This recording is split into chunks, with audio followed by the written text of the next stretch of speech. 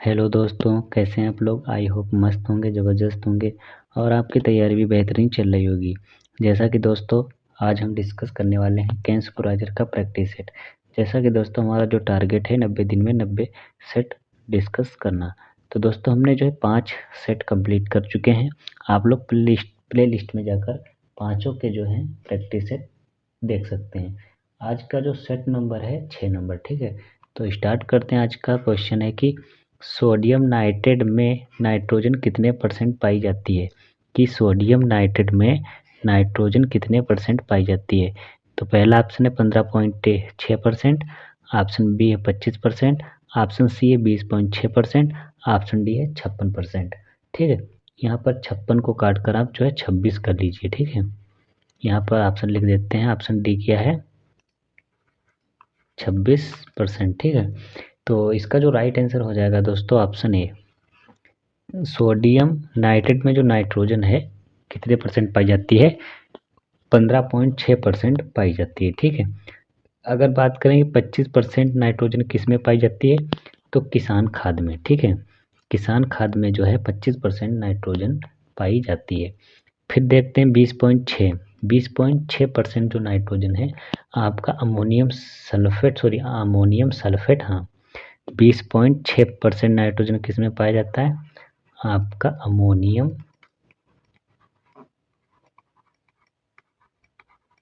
Ammonium sulphate में जो है नाइट्रोजन 20.6% पाया जाता है। और आपका कैल्शियम साइनामाइड में, कौन सा, कैल्शियम साइनामाइड। ठीक है, कैल्शियम साइनामाइड में जो नाइट्रोजन है 20.6% पाई जाती है। ठीक है, फिर अगर बात करें उसके बाद की 26% नाइट्रोजन किस में पाया जाता है, तो अमोनियम सल्फेट नाइट्रेट में। ठीक है, यहाँ पर लिख देते हैं, इसको जो है थोड़ा सा साइड में करते हैं।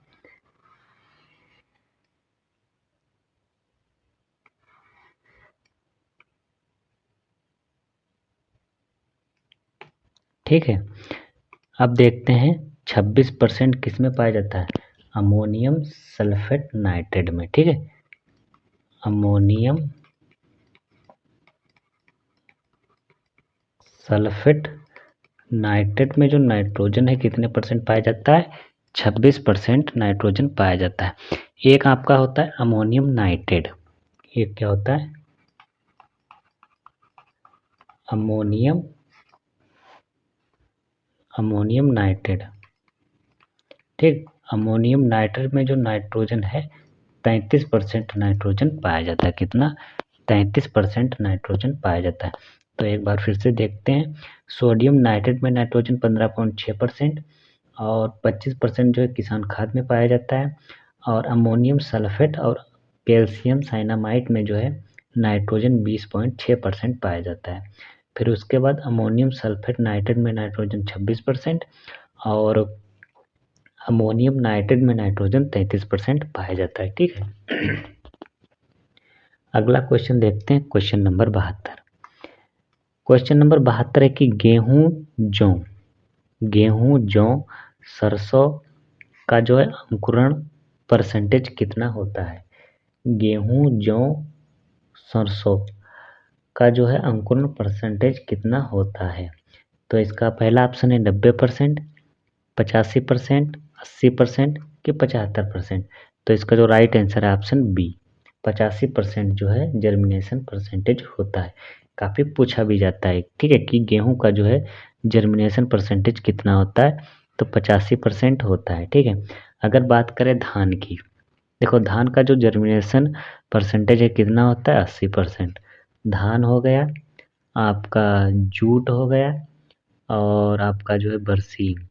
ठीक, धान जूट बरसीम, बरसीम के बाद आपका हो गया सूरजमुखी।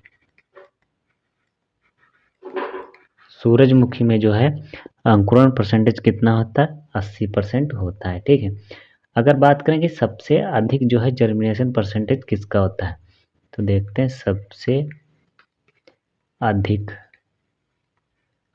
अधिक जो है अंकुरण परसेंटेज किसका होता है, मक्का का। ठीक है, मक्का का कितना होता है, यहाँ पर लिख देते हैं मक्का का होता है 90%, ठीक है।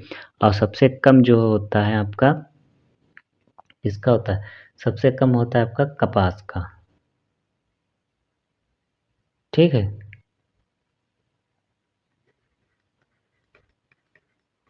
सबसे कम होता है कपास का, कितना होता है, 60%, ठीक है। तो हमने यहाँ पर जो देखा, गेहूं जौ सरसों का अंकुरण परसेंटेज कितना होता है, 85%। सबसे ज़्यादा जो है मक्का का होता है 90%। और धान जूट बरसीम सूरजमुखी का 80% जो है जर्मिनेशन परसेंटेज होता है, ठीक है। अगर बात करें कि 75% किन फसलों का जो है जर्मिनेशन होता है, तो आप लोग एक बार सुन लीजिए, green gram, black gram, pigeon pea, sorghum, millets. इनका जो अंकुरण परसेंटेज है कितना होता है, 75% होता है। अगला क्वेश्चन देखते हैं, क्वेश्चन नंबर 73। निम्नलिखित में से कौन सा पॉजिटिव फोटोब्लास्टिज्म होता है, ठीक है।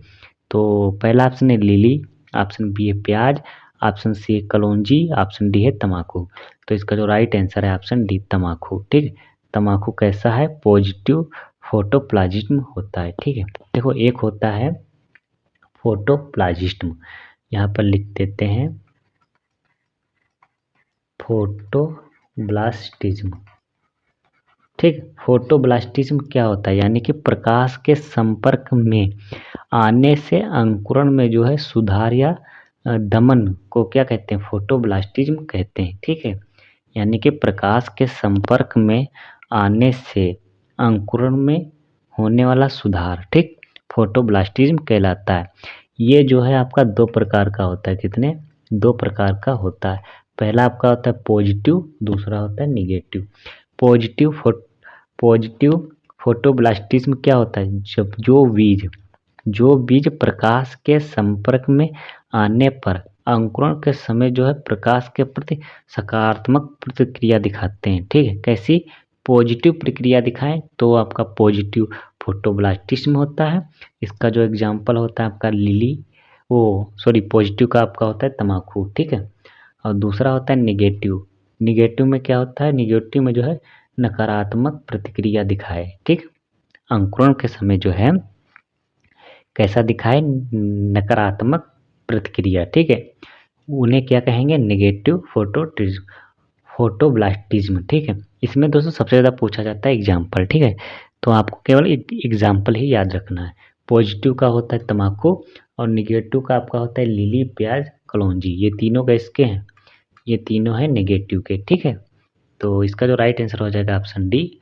और निगेटिव में कौन कौन से आते हैं, लिली, प्याज, कलौंजी, ठीक है। अगला क्वेश्चन है कि धान का एसएमआर यानी कि सीड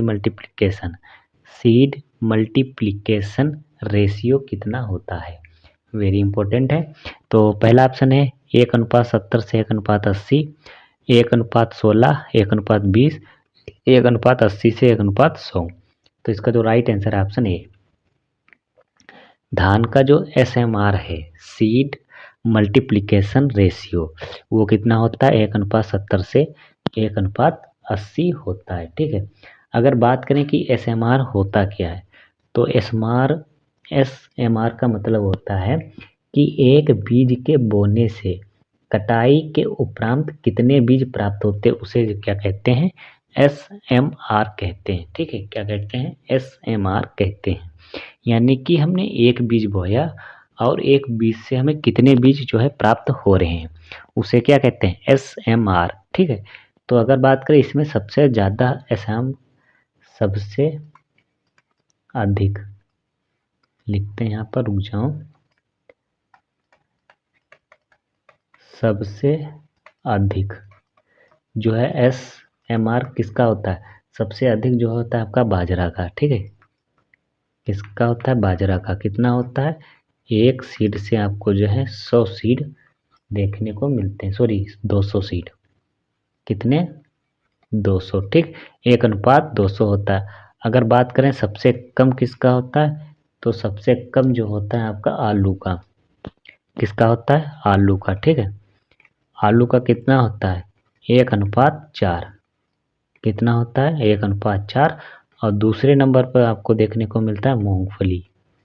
ठीक है। तो मूंगफली का जो होता है 1:8, कितना होता है 1:8 जो है SMR होता है। ठीक है।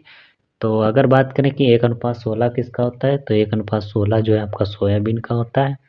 ठीक है। और 1:20 जो है गेहूं का होता है। वेरी इंपॉर्टेंट है, गेहूं का SMR कितना होता है 1:20। ठीक है। अगर बात करें कि 1:80 से लेकर 1:100 किसका होता है, रागी का।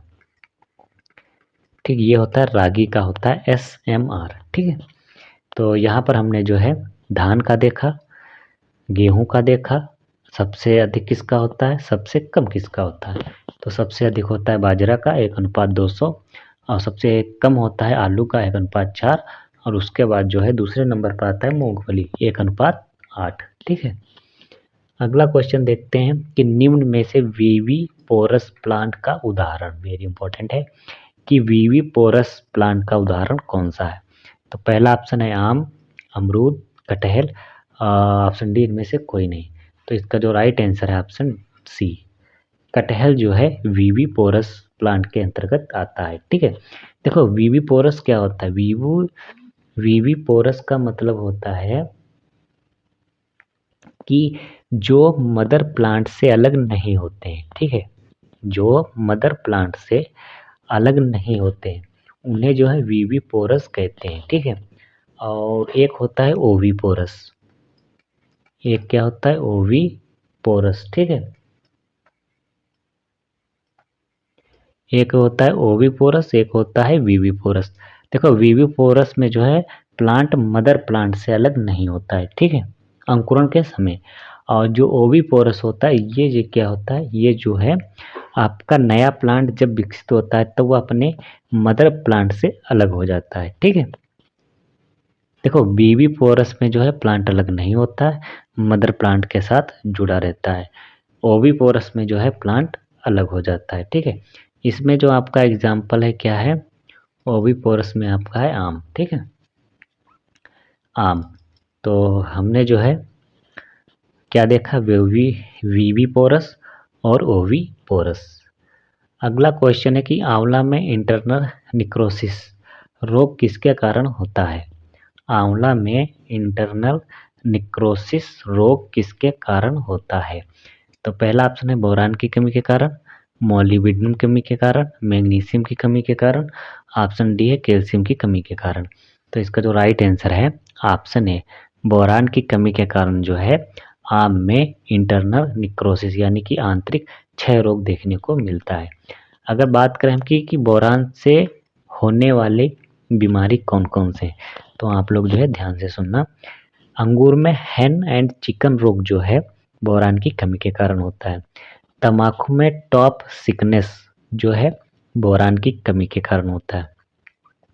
फिर दूसरा है चुकंदर का ब्राउन हार्ट, सलजम का ब्राउन हार्ट, मूली में ब्राउन हार्ट जो बीमारी है किसकी कमी से होता है, बोरान की कमी से होता है। फिर फूल गोभी का ब्राउनिंग और गाजर का फटना यानी कि स्प्लिटिंग किसकी कमी से होता है, बोरान की कमी के कारण होता है। ठीक है। फिर आम आपको देखने को मिलेगा आम का निक्रोसिस। देखो आम का और आंवले का, ठीक है, यहाँ पर लिख देते हैं आम प्लस आंवले में जो इंटरनल निक्रोसिस है किसकी कमी के कारण होता है, बोरान की कमी के कारण होता है। ठीक है, किसकी कमी के कारण, बोरान की कमी के कारण होता है। ठीक है। तो हमने जो है यहाँ पर क्या देखा, बोरान से होने वाली बीमारी। ठीक है। अगला क्वेश्चन है ह्यूमस में कार्बन और नाइट्रोजन का जो अनुपात है कितना होता है। वेरी इंपॉर्टेंट है, ह्यूमस में कार्बन और नाइट्रोजन का अनुपात कितना होता है। तो इसका जो राइट आंसर है ऑप्शन सी, 10:1 होता है।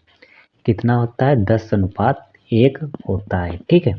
तो यहाँ पर देखते हैं मोस्ट इम्पोर्टेंट CN अनुपात। ठीक है, जो काफ़ी पूछे जाते हैं CN अनुपात। तो सबसे पहले देखते हैं जो नॉर्मल सॉयल होती है। ठीक है, देखो ह्यूमस का 10:1 हो गया। यहाँ पर देखते हैं सामान्य मृदा। ठीक है, सामान्य मृदा का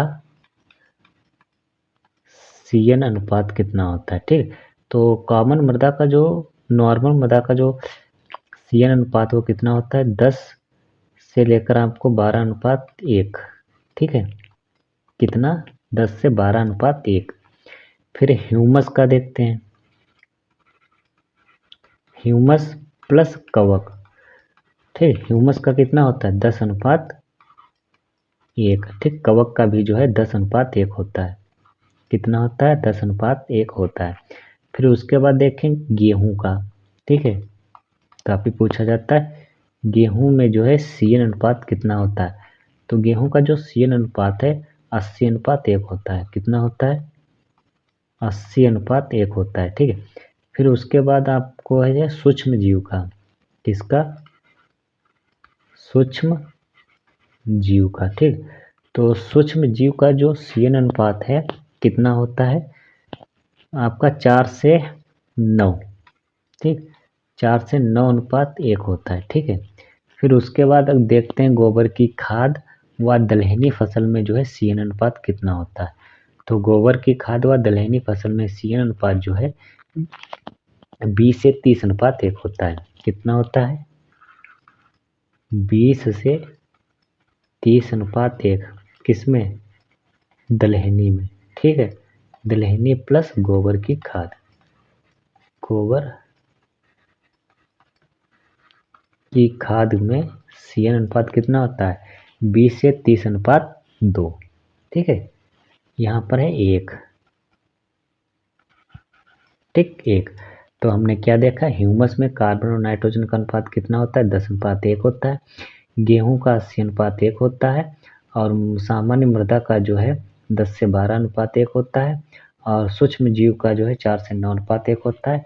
ह्यूमस और कवक का जो है 10:1 CN अनुपात होता है। ठीक है, अगला क्वेश्चन है, विश्व दुग्ध दिवस कब मनाया जाता है। वेरी इंपॉर्टेंट है, विश्व दुग्ध दिवस कब मनाया जाता है।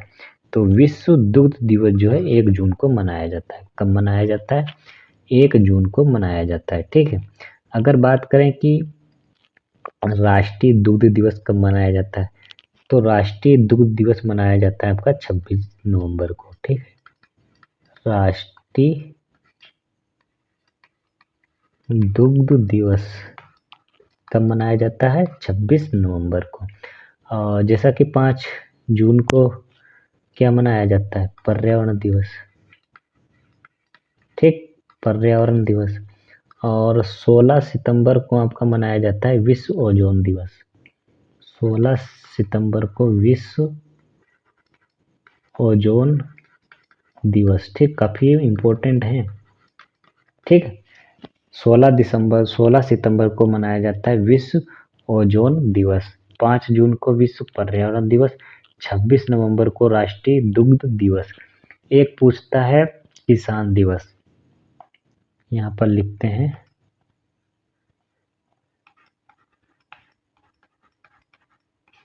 किसान दिवस। किसान दिवस कब मनाया जाता है, 23 दिसंबर को। कब मनाया जाता है, 23 दिसंबर को जो है किसान दिवस मनाया जाता है। फिर आपका जो है पूछता है विश्व खाद्य दिवस कब मनाया जाता है। यहाँ पर लिखते हैं विश्व खाद्य दिवस। विश्व खाद्य दिवस कब मनाया जाता है, 16 अक्टूबर को। ठीक है, ये जो दोस्तों कहीं ना कहीं एग्जाम में पूछे गए क्वेश्चन है। ठीक है, विश्व खाद्य दिवस 16 अक्टूबर को। फिर एक आपका आता है राष्ट्रीय कृषि दिवस, जो कि वेरी इंपॉर्टेंट है। राष्ट्रीय कृषि दिवस। राष्ट्रीय कृषि दिवस कब मनाया जाता है, यह मनाया जाता है आपका 1 जुलाई को।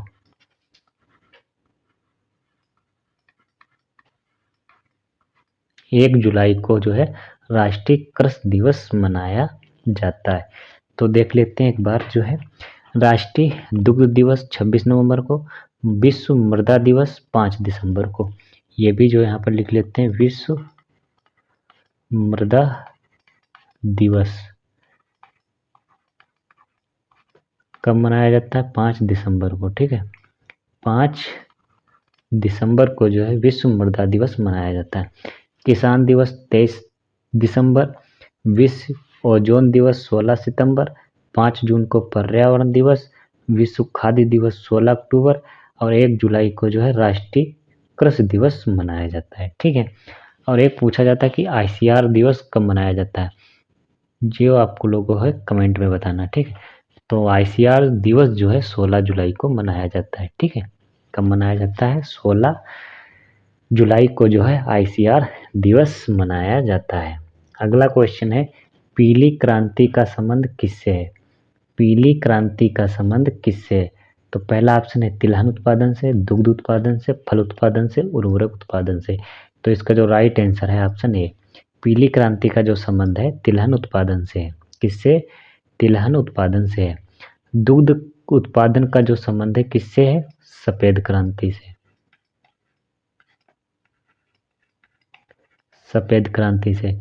और जो फल उत्पादन है ये आपका जो है किससे? सुनहरी क्रांति। सुनहरी क्रांति का संबंध किससे है? फल उत्पादन से। और जो आपका उर्वरक है, उर्वरक का उत्पादन किससे संबंधित है? ग्रे क्रांति से। ठीक है, ग्रे क्रांति से संबंधित है। तो यहाँ पर देख लेते हैं नीली क्रांति का संबंध किससे है। तो देखो,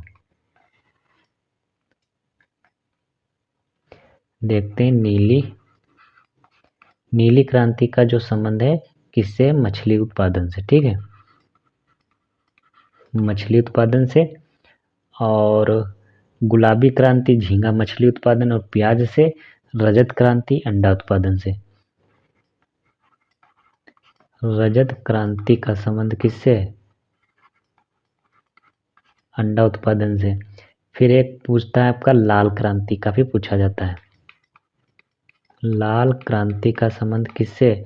तो लाल क्रांति का संबंध जो है आपका मांस व टमाटर उत्पादन से। ठीक है, टमाटर उत्पादन से कौन सी क्रांति का संबंध है? लाल क्रांति का संबंध है। और एक काफी पूछी जाती है परभनी क्रांति। परभनी क्रांति का संबंध किससे है? भिंडी से। ठीक है, जबकि परभनी क्रांति जो है भिंडी की वैरायटी है। ठीक है, तो यहाँ पर हमने क्या देखा? पीली क्रांति का संबंध तिलहन उत्पादन से है। श्वेत क्रांति का जो संबंध है दुग्ध उत्पादन से है। और सुनहरी क्रांति का संबंध फल उत्पादन से है। ग्रे क्रांति का संबंध उर्वरक उत्पादन से है। नीली क्रांति का संबंध मछली उत्पादन से है। और नीली क्रांति का जो जनक है अरुण कृष्णा को माना जाता है। ठीक है, जनक यहाँ पर लिख देते हैं नीली क्रांति के, किसे? अरुणा कृष्णा को। ठीक है, फिर है रजत क्रांति का संबंध अंडा उत्पादन से। और काली क्रांति का जो संबंध है, यहाँ पर लिखा नहीं काली क्रांति,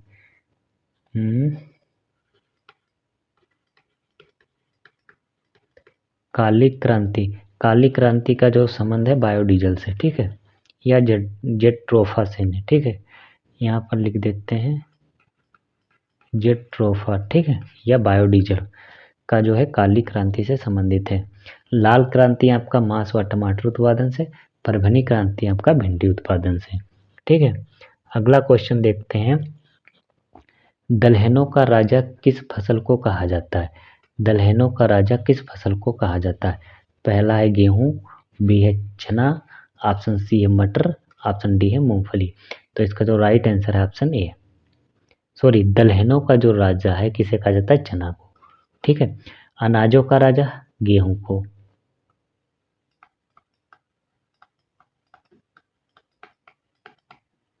अनाजों का राजा गेहूं को। ठीक है, और दलहनों की रानी ठीक है, दलहनों की रानी किसे कहा जाता है? मटर को। और तिलहनों का राजा जो है आपका मूंगफली को। ठीक है, काफी पूछा भी जाता है। तिलहनों का राजा किसे कहा जाता है? मूंगफली को। और रानी जो है आपका कहा जाता है तिल को। ठीक है, तिल को। ठीक है, तो यहाँ पर देखते हैं, देखो अनाजों का राजा गेहूं, और दलहनों का राजा चना, दलहनों की रानी मटर, और तिलहनों का राजा मूंगफली और तिलहनों की रानी तिल, ठीक है। और एक पूछता कि फलों की रानी किसे कहा जाता है, तो आपका मैंगोस्टीन को। और मोटे अनाजों का राजा ज्वार, मसालों का राजा काली मिर्च और मसालों की रानी छोटी इलायची, सब्जियों का राजा आलू और सब्जियों की रानी भिंडी, चारे वाली फसलों का राजा बरसीम और चारे वाली फसलों की रानी रिचका। तो यहाँ पर जो है लिखते हैं सभी। पहले लिखते हैं मसालों का राजा, मसालों का राजा किसे कहा जाता है, काली मिर्च को। काली मिर्च को जो है मसालों का राजा, और रानी किसे कहा जाता है, छोटी इलायची को।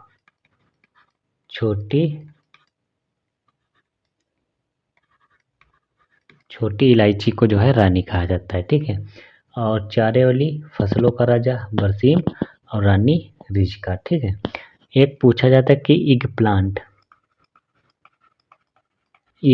किसे कहते हैं, तो बैगन को, ठीक है।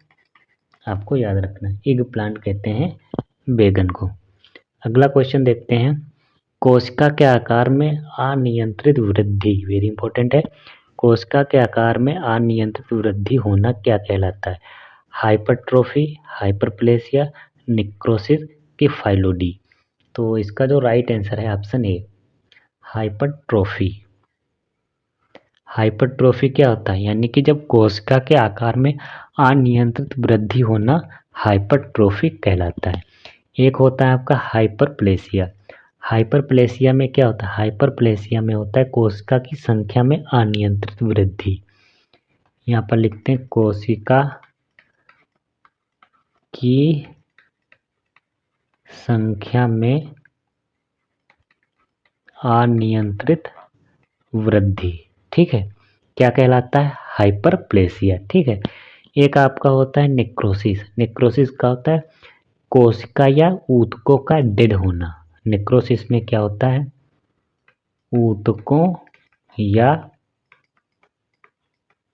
कोशिकाओं का डेड होना, ठीक है। कोशिकाओं का डेड होना क्या कहलाता है, नेक्रोसिस, ठीक है।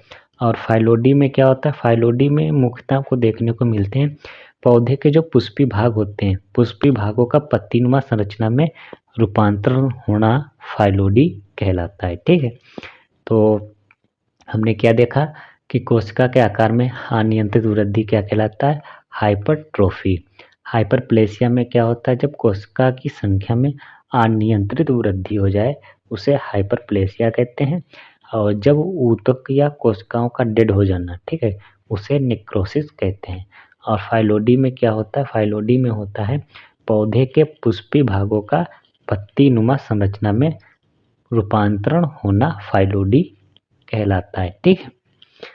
अगला क्वेश्चन देखते हैं कि विश्व में पादप रोग विज्ञान का जनक किसे कहा जाता है। विश्व में पादप रोग विज्ञान का जनक किसे कहा जाता है, तो इसका जो राइट आंसर है ऑप्शन ए, इंटोंडी बेरी को जो है पादप रोग विज्ञान का जनक कहा जाता है, ठीक है। अगर भारत में बात करें कि भारत में पादप रोग विज्ञान का जनक किसे कहा जाता है, तो एजे बटलर को, ठीक, किसे, एजे बटलर को जो है भारत में पादप रोग विज्ञान का जनक कहा जाता है। एक क्वेश्चन काफी पूछा जाता है कि ट्रॉपिकल प्लांट पैथोलॉजी का जनक, एचएम वर्ड को जो है ट्रॉपिकल प्लांट पैथोलॉजी का जनक कहा जाता है, एचएम वर्ड को, ठीक है। और भारत में पादप रोग विज्ञान का जनक एजी बटलर, विश्व में जो है इंटोंडी बेरी, किसे, इंटोंडी बेरी। अगला क्वेश्चन है कि मिनी वाटर सेट का क्षेत्र कितना होता है। ये भी दोस्तों क्वेश्चन पूछा गया, प्रीवियस क्वेश्चन है, ये शायद क्वेश्चन पूछा गया था एजीटीए 3446 में। मिनी वाटर सेट का जो है क्षेत्रफल कितना होता है, ठीक है। तो मिनी वाटर का जो क्षेत्रफल है कितना होता है, 10 से 100 हेक्टेयर, ठीक है। कहीं कहीं पर आपको जो है 1 से 100 हेक्टेयर भी देखने को मिलेगा। तो अगर 1 से 100 हेक्टेयर तो एक वो भी सही है, अगर 10 से 100 हेक्टेयर है तो वो भी सही है, ठीक है। तो मिनी वाटर शेड का जो क्षेत्र होता है कितना होता है, 10 से 100 हेक्टेयर होता है, ठीक है। देखो वाटर सेट जो है मुख्यतः आपके शायद 5 प्रकार के होते हैं। पहला आपका है मिनी, मिली, माइक्रो, सब माइक्रो, फिर मैक्रो। ठीक है, तो देखते हैं सब यहाँ पर। मिली वाटर सेट होता है 10 से 100 हेक्टेयर। ठीक है, फिर उसके बाद आपका होता है माइक्रो, जो दोस्तों एजीटीए में पूछा गया था, माइक्रो। ठीक है, ये क्वेश्चन दोस्तों एजीटीए जो 9 अगस्त का पेपर हुआ था उसमें पूछा गया था कि माइक्रो का जो क्षेत्र है कितना होता है। तो माइक्रो वाटर सेट का जो क्षेत्र कितना होता है 100 से 1000 हेक्टेयर। ठीक है, फिर उसके बाद होता है मिली वाटर सेट। मिली, ये है मिनी, और एक होता है मिली वाटर सेट। वाटर सेट, इसका जो क्षेत्र है कितना होता है 1000 से 10,000 हेक्टेयर तक। ठीक है, फिर एक आपका होता है मैक्रो। क्या होता है? Macro water set. तो देखो मैक्रो वाटर सेट का जो क्षेत्र है कितना होता है 50,000 से अधिक। कितना होता है 50,000 से अधिक होता है। ठीक है, तो हमने यहाँ पर देखा वाटर सेट से संबंधित काफ़ी मोस्ट इम्पोर्टेंट है। यहाँ से जो आपको एक क्वेश्चन जरूर देखने को मिलेगा। 2 बार एक जेटीए का एग्जाम हुआ है, दोनों बार यहाँ से एक एक क्वेश्चन देखने को मिला है। जो 3446 का एग्जाम हुआ था उसमें मिनी पूछा गया था, और जो अभी हुआ है 9 अगस्त को उसमें पूछा गया था माइक्रो वाटर सेट। ठीक है, तो अब शायद चांस है कि मैक्रो पूछा जा सकता है, तो आपको जो है ये याद रखना है। अगला क्वेश्चन है कि निम्न में से कौन सा तत्व माइक्रो न्यूट्रेंट है। निम्नलिखित में से कौन सा तत्व माइक्रो न्यूट्रेंट है। तो देखते हैं इसका जो राइट आंसर है option D. Option D, iron और बोरान, ये कैसे हैं माइक्रो न्यूट्रेंट हैं। ठीक है, तो देखते हैं न्यूट्रेंट के बारे में। न्यूट्रेंट देखो आपका एक होता है माइक्रो और एक होता है मैक्रो। तो सबसे पहले देखते हैं मैक्रो। Macro nutrient. ठीक, ये मुख्यतः आपके 2 प्रकार के होते हैं। ठीक है, कह सकते हैं 2। एक तो होता है आपका प्राइमरी न्यूट्रिएंट, दूसरा आपका होता है सेकेंडरी न्यूट्रिएंट। प्राइमरी में आपका आता है एनपीके। प्राइमरी में आपका आता है एनपीके, और सेकेंडरी में आपका आता है एसएमजी और सीए। ठीक है, यानी कि सल्फर, मैग्नीशियम और कॉपर। ये आपका जो हो गया मैक्रो न्यूट्रिएंट। अब बात करते हैं माइक्रो कौन कौन से होते हैं। तो देखो माइक्रो में आपका आता है कोबाल्ट हो गया, आयरन हो गया, एमएन हो गया, जेडएन हो गया, बोरान हो गया, कैल्शियम हो गया, मोलिब्डेनम और निकेल। ठीक है, देखो माइक्रो में आपके आते हैं 8 तत्व। माइक्रो में कितने आते हैं आपके 8 तत्व आते हैं। ठीक है, और मैक्रो में आपके आते हैं 9। इसमें जो है आपका जो है CHO भी आता है। ठीक है, तो इसमें आपके होते हैं 9 तत्व। अगर बात करें कि न्यूट्रेंट टोटल कितने होते हैं, यानी कि टोटल पोषक तत्व कितने होते हैं, तो 17 होते हैं। ठीक, 17वां कौन सा तत्व जुड़ा था, निकिल। ठीक है, निकिल को जो है कब ऐड किया गया, तो इसे 1987 में। कब है 1987 में जो है पीएफ ब्राउन के द्वारा जो है इसे खोजा गया था। ठीक है, किसके द्वारा, पीएफ ब्राउन के द्वारा 1987 में जो इसे खोजा गया था, और इसे 17वां आवश्यक तत्व घोषित किया गया। ठीक है, अगर बात करें कि आवश्यक पोषक तत्व की अवधारणा किसने दिया। ठीक, अवधारणा किसने दिया, तो आर्नोन और स्टाउट ने 1939 में जो है पोषक तत्व की अवधारणा कंसेप्ट दिया था। ठीक है, तो देखते हैं अगला क्वेश्चन कि बरसीम के लिए कौन सा राइजोबियम प्रयोग किया जाता है। बरसीम के लिए कौन सा राइजोबियम प्रयोग किया जाता है। तो पहला ऑप्शन है rhizobium japonicum, rhizobium trifolii, rhizobium meliloti और राइजोबियम फेसियोलाई। तो इसका जो राइट आंसर है ऑप्शन बी। ठीक है। बरसीम में जो है कौन सा बरसीम में कौन सा जो है राइजोबियम प्रयोग किया जाता है? Rhizobium trifolii. ठीक है। अगर बात करें कि राइजोबियम जापोनिकम, जो राइजोबियम है ये किस में प्रयोग किया जाता है? तो सोयाबीन में। ठीक है, सोयाबीन में जो है राइजोबियम जापोनिकम कल्चर का प्रयोग किया जाता है। फिर देखते हैं कि राइजोबियम मेलिलोटाई, ये जो है किस में प्रयोग किया जाता है? ये मेथी में। मेथी हो गया, आपका रिजिका हो गया, और आपका सेंजी, इनमें जो है कौन सा राइजोबियम प्रयोग किया जाता है? मेलिलोटाई। ठीक है। फिर आपका है राइजोबियम फेसियोलाई। राइजोबियम फेसियोलाई है, इसका प्रयोग किया जाता है सेम में। किसमें? सेम। ठीक, सेम में जो है इसका प्रयोग किया जाता है। तो देखते हैं अगला क्वेश्चन। अगला क्वेश्चन है क्वेश्चन नंबर 86। क्वेश्चन नंबर 86 है कि FYM यानी कि फार्म यार्ड मैन्यूर में नाइट्रोजन कितने % पाया जाता है? तो इसका जो राइट आंसर है ऑप्शन ए।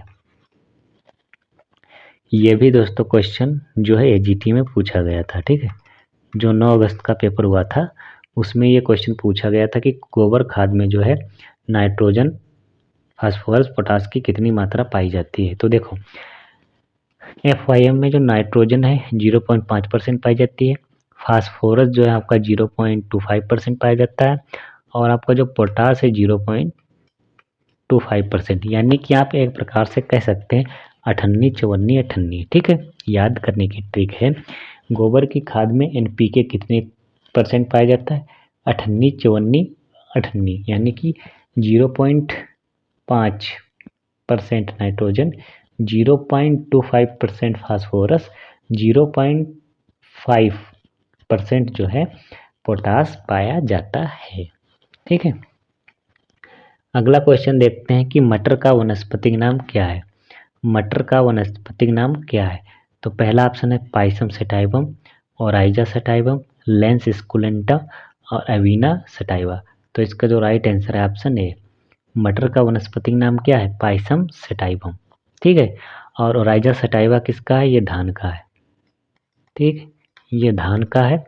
और लेंस स्कुलेंटम किसका है? मसूर का। मसूर का वनस्पतिक नाम है। और एविना सटाइवा जो है जई का वनस्पतिक नाम है। ठीक है, किसका? जई का वनस्पतिक नाम है। तो यहाँ पर देखते हैं मटर के बारे में। ठीक है, मटर के बारे में देखते हैं। मटर का वनस्पतिक नाम क्या है? Pisum sativum. इसकी फैमिली क्या है? फेबेसी। मटर में जो प्रोटीन है कितने % पाई जाती है? तो 22.5% जो है प्रोटीन पाई जाती है। और गुणसूत्र कितने पाए जाते हैं? 2n बराबर 14 गुणसूत्र पाए जाते हैं। और मटर जो है, मटर में जर्मिनेशन टाइप यानी कि अंकुरण किस प्रकार का पाया जाता है?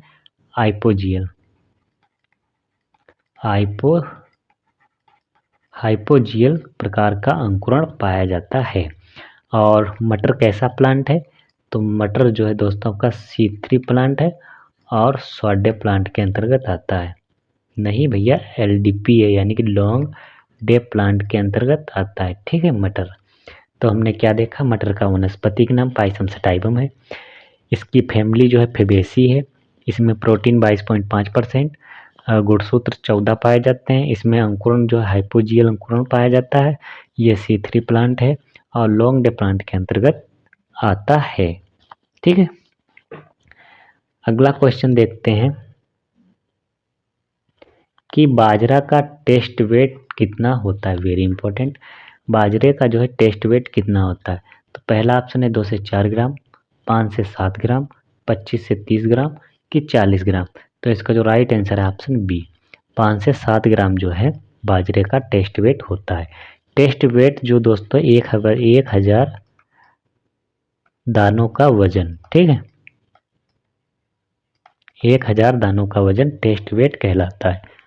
एक आपका होता है सीड इंडेक्स।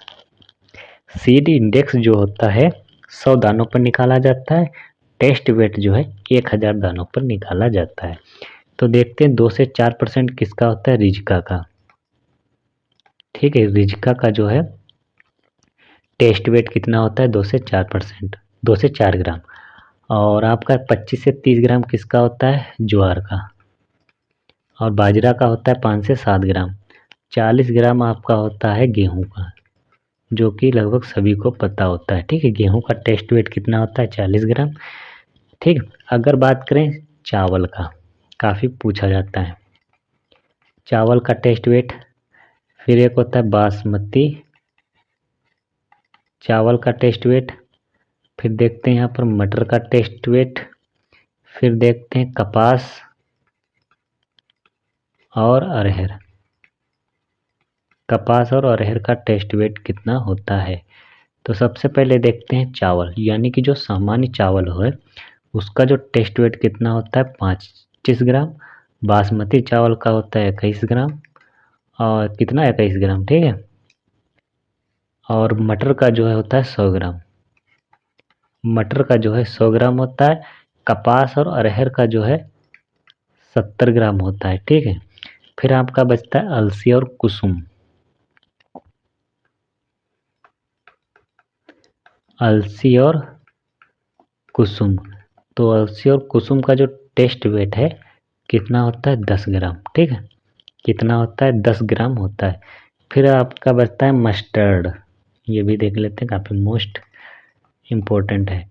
तो मस्टर्ड का जो टेस्ट वेट है कितना होता है, 3 से 5 ग्राम। कितना होता है, 3 से 5 ग्राम। ठीक है, देखो 2 से 4 ग्राम होता है रिजका का, 5 से 7 ग्राम होता है बाजरा का, 25 से 30 ग्राम होता है ज्वार का, 40 ग्राम होता है गेहूं का, अलसी और कुसुम का होता है 10 ग्राम, चावल का होता है 25 ग्राम, बासमती चावल का होता है 21 ग्राम, मटर का होता है 100 ग्राम, कपास और अरहर का होता है 70 ग्राम। ठीक है, एक होता है गेहूसा, गेहूं का मामा, उसका होता है 2 ग्राम। ठीक है, अगला क्वेश्चन देखते हैं, कपास की पहली संकर किस्म कौन सी है। कपास की पहली संकर किस्म कौन सी है। तो पहला ऑप्शन है CSH1, B ESH1, Ganga 1, H4। तो इसका जो राइट आंसर है ऑप्शन डी, H4 जो है कपास की पहली संकर किस्म है। ठीक है, अब देखते हैं कौन सी क्रॉप की कौन सी जो है संकर किस्म है। तो सबसे पहले देखते हैं ज्वार की। ज्वार की जो संकर किस्म है कौन सी है, CSH1। ठीक, फिर उसके बाद देखते हैं BSH1 किसकी है, सूरजमुखी की पहली संकर किस्म है। ठीक है, सूरजमुखी। और गंगा 1 किसकी है, मक्का की। ठीक है, H4 किसकी है, कपास की। अब देखते हैं बाजरा, बाजरा की पहली संकर किस्म। फिर चावल की देख लेते हैं, चावल की, चावल के बाद देख लेते हैं आपका बासमती चावल का।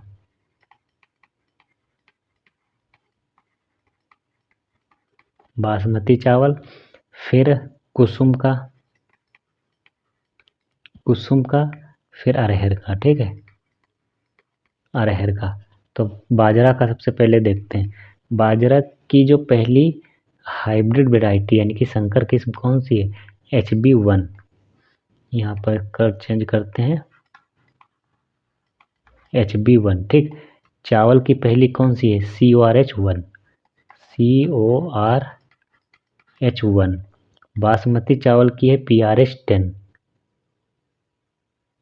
काफ़ी फेमस है, काफ़ी पूछी हुई जाती, PRH10। ठीक है, और कुसुम की है DSH, कुसुम की पहली संकर किस्म कौन सी है, DSH129। ठीक, ये कुसुम की पहली संकर किस्म है। अगर बात करें अरहर की, तो अरहर की पहली है ICPH8, ICPH8, ये अरहर की जो है पहली संकर किस्म है। फिर देखते हैं RND की,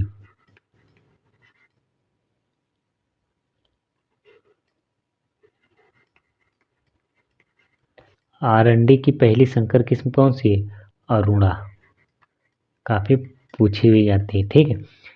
फिर देखते हैं आपकी गन्ना। गन्ना की पहली संकर किस्म कौन सी है? CO 205, ठीक। ये किसकी है? गन्ना की, जो आपकी संकर किस्म है। एक बार आप लोग ध्यान से सुनना, कपास की पहली संकर किस्म है H4, ठीक। H4 है, जिसे 1970 में CT पटेल ने विकसित किया था। फिर ज्वार की है CH1, मक्का की है गंगा 1 और सूरजमुखी की है BSH1, जिसे 1980 में विकसित किया गया। फिर देखते हैं बाजरा की HB1, चावल की है CORH1, तम्बाकू केरी नहीं लिखा, तम्बाकू केरी है GTH1, यहाँ पर लिखते हैं तम्बाकू, तम्बाकू केरी है GTH1, ठीक। GTH1 किसकी है? तम्बाकू की। और बासमती चावल की है PRS10, कुसुम केरी है DSH 129, अरहर केरी है ICPH8, आरंडी केरी है अरुणा, गन्ना केरी है CO 205, ठीक। हो गया इतना। हाँ, अगला क्वेश्चन देखते हैं, क्वेश्चन नंबर 90 कि सोयाबीन में तेल कितने % पाया जाता है? सोयाबीन में तेल कितने % पाया जाता है? 20%, 60%, 33%, 40 से 50%। तो इसका जो राइट आंसर है ऑप्शन ए, सोयाबीन में जो तेल है कितने % पाया जाता है? 20% पाया जाता है, ठीक है। अगर बात करें सोयाबीन में प्रोटीन, सोयाबीन में जो प्रोटीन है कितनी पाई जाती है? 40 से 42%, ठीक है। 40 से 42% प्रोटीन सोयाबीन में पाई जाती है। अब बात करते हैं कि नारियल में जो है तेल कितने % पाया जाता है? 60%। नारियल में 60%, सरसों में 33% तेल पाया जाता है, ठीक है। और आपका है सूरजमुखी,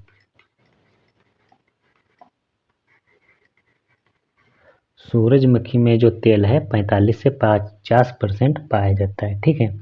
फिर उसके बाद बात करते हैं तिल की। तिल में जो है तेल कितने % पाया जाता है? फिर कुसुम में तेल कितने % पाया जाता है? फिर आरंडी में तेल कितने % पाया जाता है? और मूंगफली, ठीक, मूंगफली में जो है तेल कितने % पाया जाता है? तो सबसे पहले बात करें तिल में। तिल में जो तेल की मात्रा है 46 से 52%। कुसुम में जो है आपको 25 से 36% जो है 25 से 36% तेल की मात्रा देखने को मिलेगी। आरंडी में जो है 50 से 55%, 50 से 55% आरंडी में तेल की मात्रा देखने को मिलेगी। और मूंगफली में जो है 45 से 50%, ठीक है।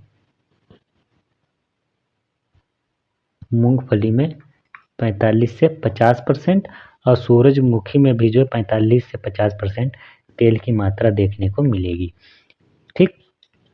तो ये हो गया सोयाबीन से संबंधित। अब देखते हैं सोयाबीन के बारे में। सोयाबीन को जो है वंडर क्रॉप के नाम से भी जाना जाता है, ठीक है। वंडर क्रॉप, जो कि पूछा गया क्वेश्चन है। और सोयाबीन का अगर बॉटनिकल नेम की बात करें, इसका जो बॉटनिकल नेम है क्या है? ग्लाइसिन मैक्स होता है। सोयाबीन में 2N कितने पाए जाते हैं? सोयाबीन में 2N बराबर 40 पाए जाते हैं। और इसका जो OP है क्या है? चीन है, ठीक है। सोयाबीन का उत्पत्ति स्थान क्या है? चीन है। और सोयाबीन को किन नामों से जाना जाता है? इसे आश्चर्यजनक फसल के नाम से भी जाना जाता है। इसे